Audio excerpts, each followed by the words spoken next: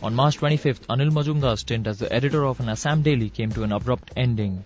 He was shot dead in a busy area, one of the 22 journalists shot dead in Assam since 1987. In the last 16 months alone, 5 journalists have been killed across the country. For all the glamour associated with journalism of late, being the mirror of the society is not an easy job. India may be free politically, but it lacks complete press freedom. The darkest hour by far for the press has been the emergency period, when strict censorship was imposed on the media. No, during the emergency what happened was that I was with the Indian Express and we were very actively campaigning and writing against the curtailment of freedoms. So, for example, when I interviewed Lawrence Fernandez, who was beaten up and thrashed by the Corps of Detectives Karnataka, after that we got a lot of threats from the government of Karnataka, which was a Congress-led government at that time. And they were threatening to put many of us behind bars. The emergency was a lesson, and probably it's not possible for any government now to impose it in the same circumstances that Indira Gandhi implemented it. But by no means is the press even today free of pressure from the government, politicians, religious groups and criminal gangs. Some recent cases prove our point. A reporter was shot dead in Bihar while trying to investigate a story on drug trafficking.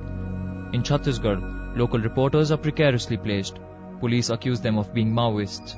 Naxals target them, saying they are informers. 3 editors of the Statesman were arrested in Kolkata and were charged with offending religious sentiments for publishing an article condemning the erosion of freedom to criticize religions. The Amarnath land controversy witnessed a severe crackdown against the media, which resulted in injuries to 35 journalists and death to 1 cameraman. Although press freedom is derived from Article 19 of the Constitution, which guarantees freedom of expression, the media is very much in the stranglehold of the government due to some awkward regulations. Here are some examples. Although community radios have recently been given a go-ahead, news broadcast on the commercial radio is prohibited.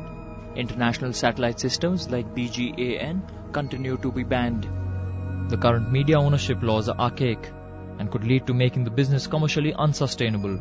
Strict codes by Election Commission and the censor boards, among others, continue to block the freedom of the media.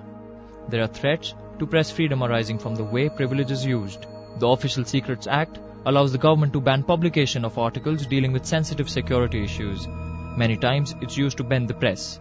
Ask politicians, people in the government about all this. The standard reply implies that the media needs controlling. Well, when you look at press freedom, you should look not only in terms of what corporate interests are, but you should also look in terms of what the press is doing on the ground. And I think I shall hold a press conference after my election as to what press people do on the ground.